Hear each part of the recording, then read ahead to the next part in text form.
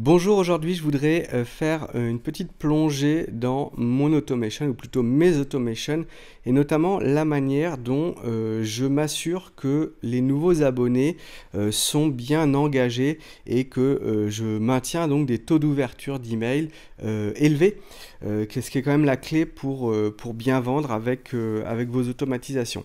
Ce que je vais vous montrer, c'est une petite astuce toute bête qui permet donc d'avoir plus de prospects intéressants dans votre pipeline. Ça vient de quoi? D'une série de mesures que j'ai mis en place il y a déjà quelques années. Je m'étais rendu compte que j'avais 40-45 000 abonnés email, mais que mes taux d'ouverture d'email, ils avaient tendance à baisser avec le temps. Donc je me suis posé un petit peu et je me suis demandé pourquoi.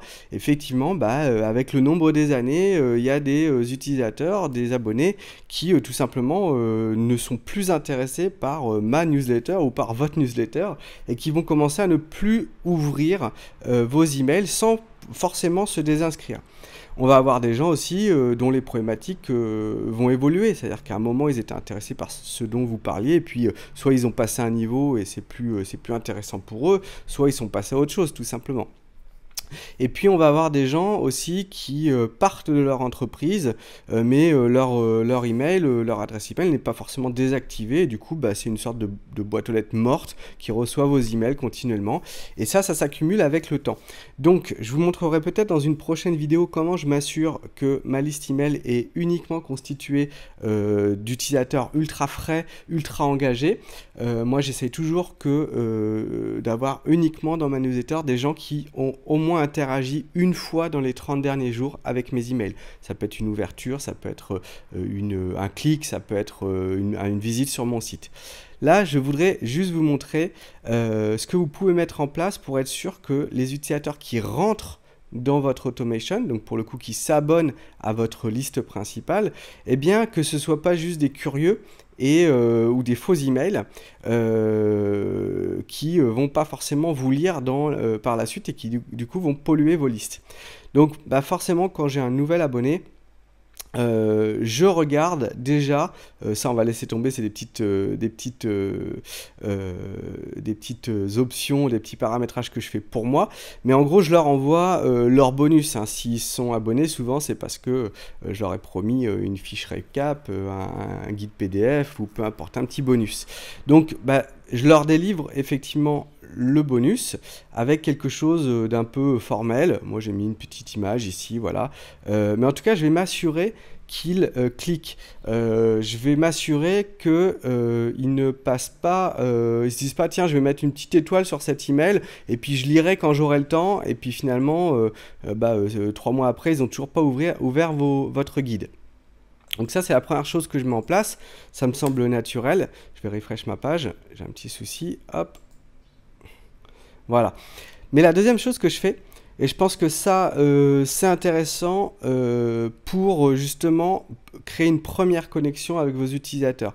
C'est-à-dire qu'une heure après avoir envoyé mon petit guide, je leur envoie un petit email qui est beaucoup moins formel et qui est ultra court, que j'essaye de rendre aussi proche que possible d'un email que j'aurais pu envoyer personnellement. Et du coup, je pose une question ouverte. Avez-vous pu accéder à vos guides PDF plus les bonus? À très vite. Ça, c'est tout bête, mais j'ai une bonne partie de ceux qui ont peut-être ouvert ou pas ouvert le guide, qui l'ont peut-être même reçu en spam. Eh bien, ce deuxième-là, ils vont se dire « Mais oui, t'inquiète pas Rudy, je l'ouvre de suite » ou effectivement je l'ai bien reçu, merci. Et ça me permet d'avoir un engagement avec l'utilisateur et d'être au moins sûr que dans la première heure après avoir demandé le téléchargement, eh bien il s'est engagé avec moi. Ici, ça dépend un petit peu de vos offres. Vous pouvez carrément demander s'ils ont un besoin. Moi, je ne le fais pas parce que mes offres d'accompagnement, de formation, etc., demandent un minimum de réflexion. C'est-à-dire que c'est pas j'arrive pas à dormir, j'ai besoin d'une formule là pour demain arrêter de faire, des nuits de 3 heures. Où là, on pourrait se dire, je peux peut-être avoir une vente immédiate. Moi, j'ai besoin de plus de temps, donc je le fais pas. Mais vous, Si vous vendez des prestations relativement simples et évidentes, je sais pas, création de site internet, serrurier à Bordeaux, bon, on peut imaginer tout ce que vous voulez, et ben vous allez pouvoir poser une question ouverte du style est-ce que vous avez un besoin en ce moment?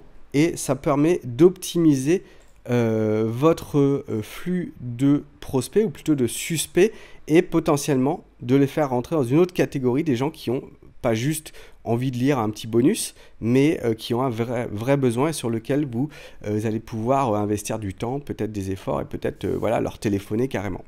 Voilà, j'espère que vous aimez cette petite astuce. Elle est toute simple, mais ça permet d'avoir des taux d'engagement supérieurs et derrière de mieux délivrer vos emails. À très bientôt.